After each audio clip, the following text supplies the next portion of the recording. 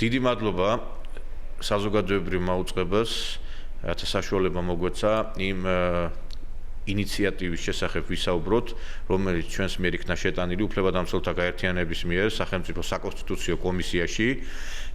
ჩვენი ინიციატივა წინადადება ითვალისწინებს კონსტიტუციის 22 მუხლში ცვლილებების შეტანას.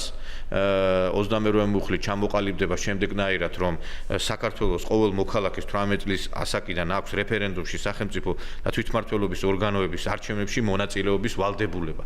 ანუ დღეს მოქმედი რედაქციით თავისუფალი ნება არის გამოვლენილი არჩევნებში მონაწილეობისა, ხოლო აღნიშნული ჩანაწერით ექნება საქართველოს თითოეულ მოქალაქეს ვალდებულება მიიღოს არჩევნებში მონაწილეობა.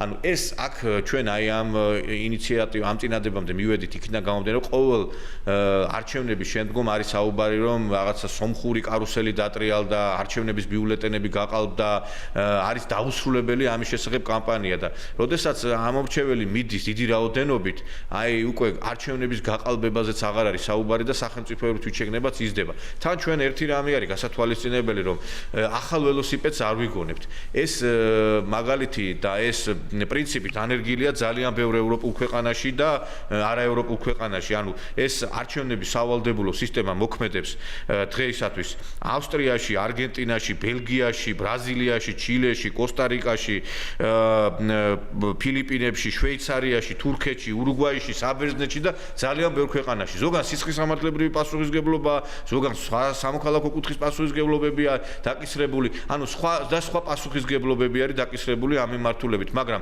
ერთი რამე არის, რომ ჩვენ ამითი, აი ამ რეალურად აი ამ წინადადებით თუ კი ეს გაიზიარა, რა თქმა უნდა, საკონსტიტუციო კომისიამ წინ გადავდგამთ ნაბიჯს არჩევნების დემოკრატიულობით ჩატარებასთან დაკავშირებით და საზოგადოების თვითშეგნების ამალებასთან დაკავშირებით. გარდა ამ ინიციატივისა, ჩვენ შევიტანეთ საქართველოს პარლამენტში ასევე წინადადება, რომ საარჩევნო კოდექსში და ადმინისტრაციულ სამართალდარღვევათა კოდექსშიც იქნას ასახული ეს ცვლილებები და ჩვენ ეხლა რა თქმა უნდა სანქციებზე, როდესაც არის საუბარი, აი თუ არ მივა ადამიანი, ეხლა ისმის კითხვა, რა პასუხისმგებლობა დაეკისრება მათ. ეს არის მიზერული, ჩვენი შეტანილი წინადადებით არის სულ რაღაც 20 ლარზე საუბარი სიმბოლურად, რომ მაგალითად თუ ადამიანი არ გამოცხადდება, 20 ლარი დაჯარიმდება.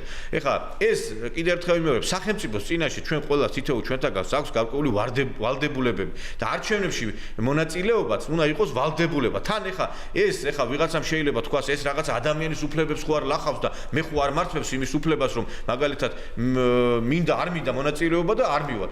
კიდევ ერთხელ ვიმეორებ, აქაც ჩვენ მოვიძიეთ მაგალითად ევროპული გამოცდილებები და ევროპის ადამიანის უფლებათა სასამართლომ 1971 წელს დაადგინა, რომ ეს არჩევნებთან დაკავშირებით სავალდებულო სისტემა არავითარ ადამიანის უფლებებს არ ლახავს და ეს არის დემოკრატიული სტანდარტი. ჩვენ ხო არ მეუნებით ადამიანს, რომ რომელიღაცა სუბიექტის შემოხაზე, არამედ უბრალოდ საუბრობთ იმას, რომ მივიდეს და თუგინეს სულ ყველა გადახალოს, ხო? აქედან გამომდინარე, ჩვენ დიდი იმედი გვაქვს, რომ სახელმწიფო საკონსტიტუციო კომისია გაიზიარებს აი ამ ჩვენს წინადადებას.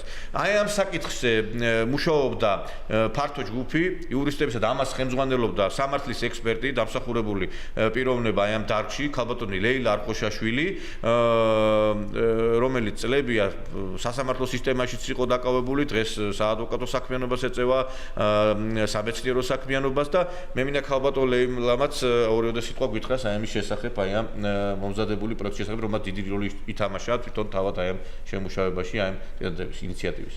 მოგესალმებით, ძალიან დიდი მადლობა მინდა გადაგიხადოთ ფაქტიურად ჩვენი აზრის დაფიქსირებისთვის. ძალიან მნიშვნელოვანი საკითხია.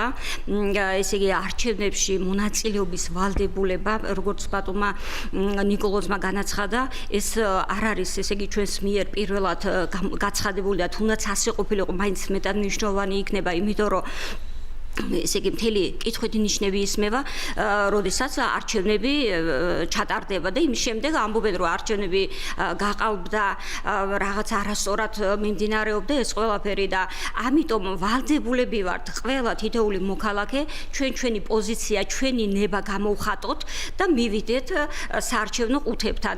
ეს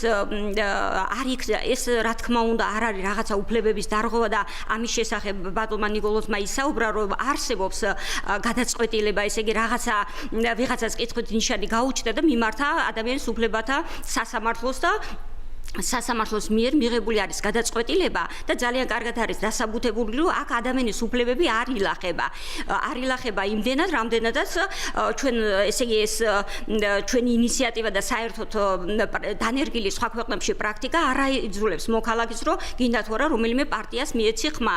ეს ჩვენი ინტერესი უნდა იყოს, კიდევ ვიმეორებ, თითოეული მოქალაქის ინტერესი უნდა იყოს, რომ ჩვენ თვითონ არ დაგვებადოს კითხვით ნიშანი, რომ გაყალბებული არის ჩვენი ხმა. ესე იგი, როგორც აღინიშნა, ჩვენ მოვამზადეთ პროექტი, ესე იგი, როგორც კონსტიტუციაში 22-ვე მუხლში უნდა ჩაიწეროს, ჩვენ ვიცით, რომ ძირითადი ეს არის კონსტიტუცია და დანარჩენი კანონები მისგან გამომდინარეობს და ძირითადი კანონიდან მიღებული ეს საარჩევნო კოდექსშიც აუცილებლად უნდა იყოს განმარტებული, რომ რაიმე გაურკვევლობა არ გამოიწვიოს.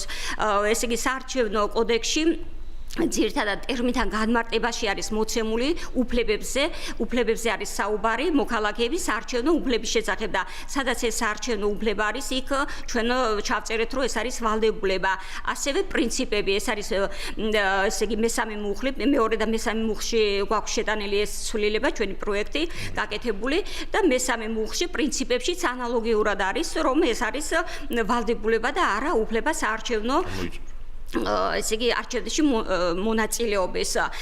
ესე იგი აღინიშნა, რომ ბელგიაში ძალიან საინტერესო არის ბელგიის მაგალითს მოვიყვან, რამდენიმე ქვეყანაში არის და განსაკუთრებით აი ბელგიის მაგალითს მოვიყვან ერთ-ერთს, რომ ესე იგი პირველად თუ არ გამოცხადდება, ესე იგი ვალდებულება იქ რა თქმა უნდა და თუ არ გამოცხადდება პირველად ამომრჩეველი 50 ევროთი ჯარიმდება. თუ მეორეთი არ გამოცხადდა 125 ევროთი და მეოთხე თუ არ გამოცხადდა, მაშინ უკვე 10 წლის ვადი ერთმევა ხმის უფლება და თანამდებობაზეც ვერ მიიღებს მონაწილეობას. ისე რომ ეს არის ძალიან მნიშვნელოვანი პროექტი და იმედია რომ კანონმდებელი მიიღებს ამას მხედველობაში, გაითვალისწინებს ყველა მდგომარეობას და დააკმაყოფილებს ამ ჩვენ მოთხოვნას. მე ვფიქრობ, რომ ეს არის მნიშვნელოვანი წინადადება და საქართველოს სახელმწიფო საკონსტიტუციო კომისია გაიზიარებს ამას. თან უნდა გითხრათ, რომ შესაძლოა ჩვენ შევიბუშავეთ საქართველოში არსებულმა ძირითადმა პარტიებმა მოაწერეს ხელი აი ამ ჩვენს წინადადებას, ისინი იზიარებენ ამ წინადადებას, ვინაიდან ჩვენ არ ვართ კომისიის წევრები, საკონსტიტუციო კომისიის წევრები, არ გვაქვს საშუალება იქ დავესროთ, აქედან გამომდინარე, იმედს ვიტოვებთ, რომ ბოლოს და ბოლოს ამ ევროპას და დასავლეთს ვებაჯდებით რაღაცა ცუდ რაღაცეებში და ცუდი რაღაცეები გადმოგვაქვს და რაც კარგი არის და რაც ნაყოფიერია და რაც დემოკრატიულ პრინციპებს პირიქით უფრო ზდის და აი ამ ხარისხში აყავს, ხო? ის გავიზიაროთ, ეხლა ბელგიაში თუ არის, ავსტრიაში თუ არის, შვეიცარიაში არჩევნების სავალდებულო პრინციპში რატო არ უნდა იყოს ჩვენთან და ამით კიდევ ერთხელ ვიმეორებ, დასრულდება ერთხელ და სამუდამოდ არჩევნების გაყალბებაზე საუბარი ქვეყანაში.